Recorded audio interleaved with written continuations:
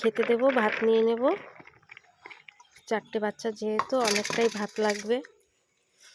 আর নিয়ে এসেছি ওদের জন্য মেটে, কেন ওরা তো ছোট, হাড় খেতে পারবে না, ওই জন্য মেটেটা দিয়ে ভালো করে ভাতটা মাখবো। কি করছিস তোরা? আমার ঘাড়ে চাপছিস কেন? পেছন দিয়ে কিন্তু ওদের কাজ ওরা চালিয়ে যাচ্ছে, ঠিক আছে? পেছনে সব কটা আমার ঘাড়ের মধ্যে উঠে পড়েছে। আর মেটেটা কিন্তু সিদ্ধ করেছি শুধু হলুদ দিয়ে, এর মধ্যে নুন দেবো না, তাহলে ওদের গায়ে পশম উঠবে।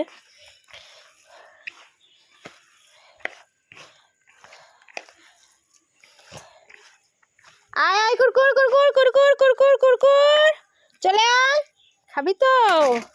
হ্যাঁ আসো আসো আসো আসো। এই যে ওরা খাওয়া চালু করে দিয়েছে। আসো রকি, রকি খাও, রকি।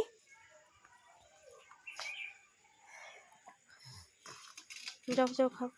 আরেকজন কই, আরেকজন কই?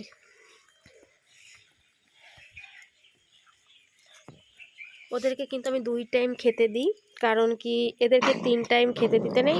চিল্লাবি না, রাগারাগি হবে না। মানে কি বলতো, এরা 3 টাইম খেলে পরে বেশি খাবার পেলে ওদের হেলদি হয়ে যাবে বেশি, ওই জন্য 2 টাইম দিই। সকালবেলা রুটি দিই 11টার দিকে।